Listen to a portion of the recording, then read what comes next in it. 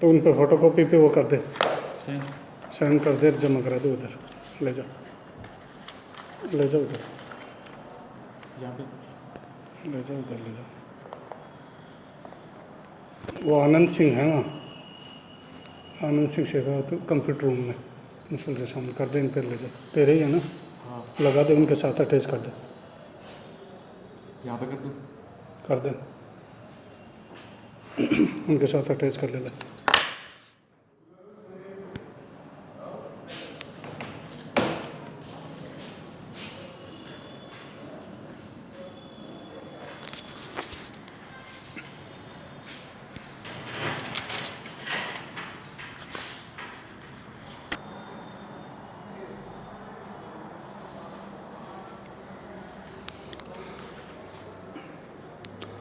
प्रिय विद्यार्थियों, नमस्कार।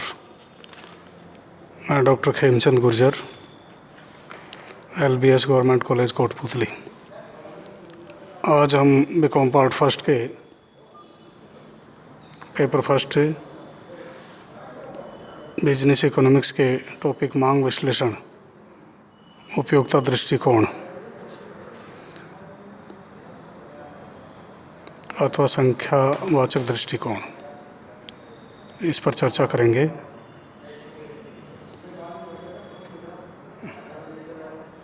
देखिए, प्रत्येक व्यावसायिक फर्म अपनी वस्तु की मांग में रुचि रखती है तथा वह किसी न किसी रूप में उसका पूर्वानुमान लगाती है। मांग विश्लेषण एवं पूर्वानुमान से फर्म को बाजार प्रभावों का विश्लेषण करने तथा मांग के परिचालन करने में सहायता मिलती है। एक वस्तु की मांग अनेक तत्वों से प्रभावित होती है, जैसे वस्तु का मूल्य, व्यक्ति की आय, संबंधित वस्तु के मूल्य, विज्ञापन, विक्रय वर्धन, जनसंख्या साख नीति एवं साख की उपलब्धि, उपभोक्ता रुचि आदि। आर्थिक विश्लेषण में अर्थशास्त्री वस्तु की मांग के निर्धारित तत्वों में वस्तु के मूल्य को सर्वाधिक महत्व देते हैं तथा मांग सिद्धांत में वस्तु की मांग की गई मात्रा तथा उसके मूल्य में संबंध स्थापित करके उसकी व्याख्या करते हैं। अर्थशास्त्रियों द्वारा समय समय पर उपभोक्ता की मांग की व्याख्या करने के लिए विभिन्न सिद्धांतों का प्रतिपादन किया गया है। सीमांत उपयोगिता सिद्धांत के अध्ययन की विधि बहुत पुरानी है। इसके प्रतिपादन में अनेक अर्थशास्त्रियों का महत्वपूर्ण योगदान है, परंतु इसे अंतिम रूप देने का श्रेय मार्शल को जाता है। यहाँ पर हम मार्शल के सीमांत उपयोगिता विश्लेषण का अध्ययन करेंगे।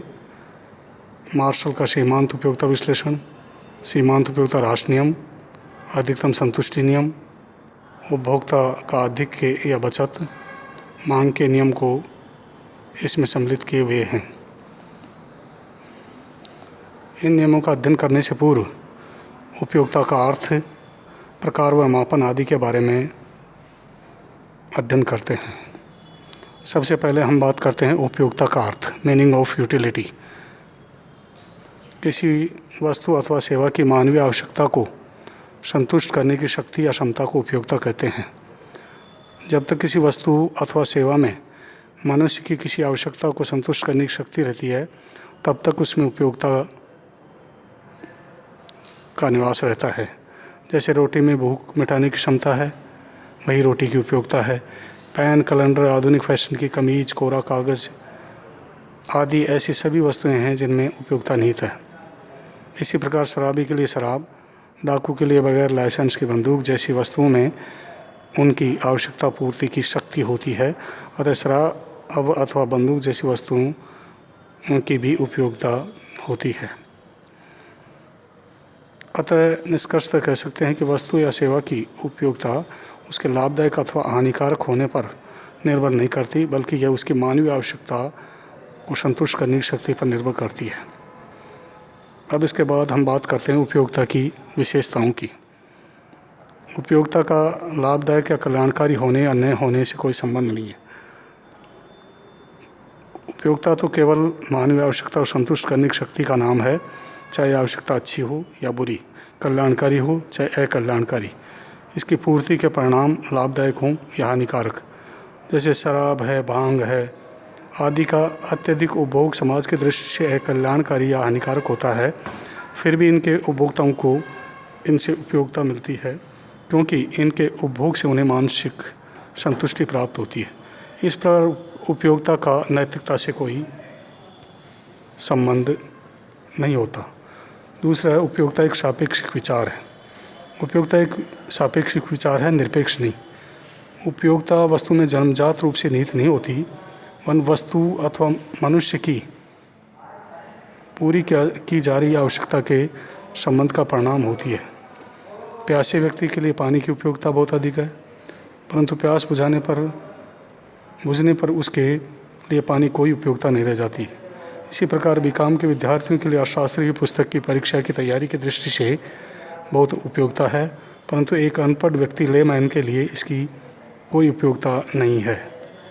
तो इस प्रकार से वस्तु की उपलब्ध मात्रा, किस्म, देश काल, परिस्थिति, आर्थिक, सामाजिक, धार्मिक वातावरण में परिवर्तन के साथ साथ वस्तु की उपयोगिता भी बदलती रहती है। नेक्स्ट है, उपयोगिता व्यक्तिगत होती है। किसी वस्तु की उपयोगिता उसके उपयोगिता के मन, स्थिति, स्वभाव, रुचि, आर्थिक, सामाजिक व धार्मिक परिस्थितियों पर निर्भर करती है। अंडे, मांस, बीड़ी, सिगरेट आदि के उपभोक्ताओं को इनसे उपयोगिता प्राप्त होती है, अन्य को नहीं। उपयोगिता आवश्यकता की तीव्रता पर निर्भर करती है। किसी वस्तु द्वारा जितनी अधिक तीव्र आवश्यकता की संतुष्टि होती है, उसकी उपयोगिता उतनी अधिक होती है। भूख के समय रोटी की उपयोगिता बहुत अधिक होती है, परंतु भूख मिटने पर रोटी की कोई उपयोगिता नहीं रह जाती। हालांकि रोटी के तत्व में वे ही रहते हैं। अतः उपभोक्ता की इच्छा एवं मन स्थिति की अभिव्यक्ति है। नेक्स्ट है, उपयोगिता का संबंध उपभोग वस्तुओं से होता है, उत्पादक वस्तुओं से नहीं। मानवीय आवश्यकताओं की प्रत्यक्ष संतुष्टि के लिए वस्तु का उपयोग ही उपभोग होता है, न कि अप्रत्यक्ष संतुष्टि के लिए। इस प्रकार उपयोगिता का संबंध उपभोग की वस्तुओं से होता है, न कि उत्पादक वस्तुओं से। उपयोगिता मापी जा सकती है। उपयोगिता को मानवीय आवश्यकता की प्रखरता पर निर्भर होने के कारण मापा जा सकता है। किसी आवश्यकता की संतुष्टि के लिए उपयोगिता जितना त्याग करता है, वह त्याग ही उपयोगिता की माप होता है।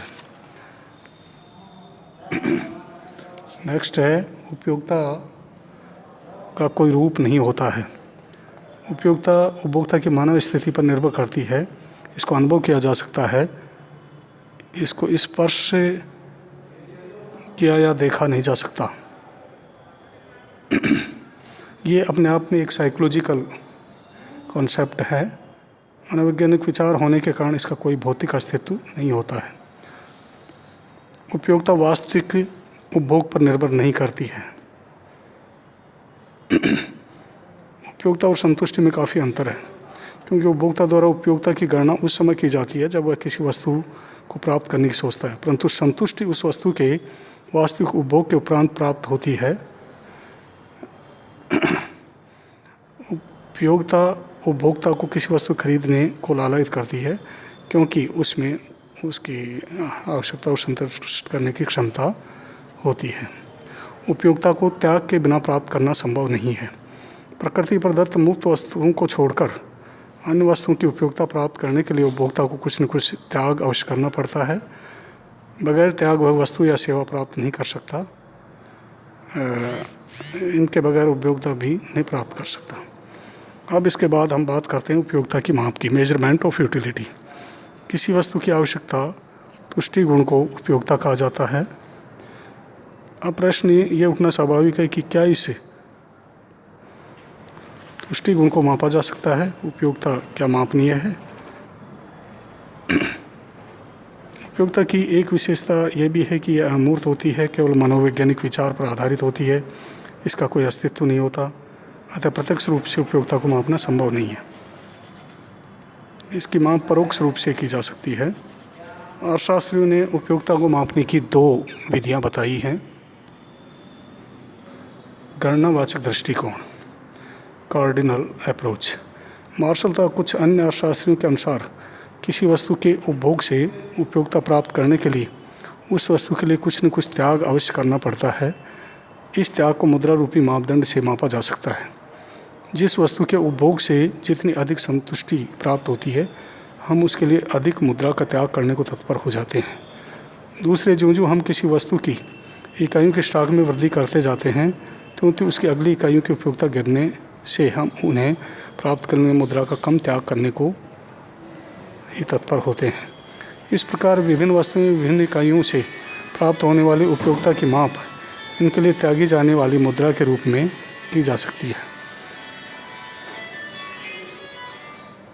उपयोगिता की इस माप विधि को गणनावाचक दृष्टिकोण कार्डिनल अप्रोच कहा गया है।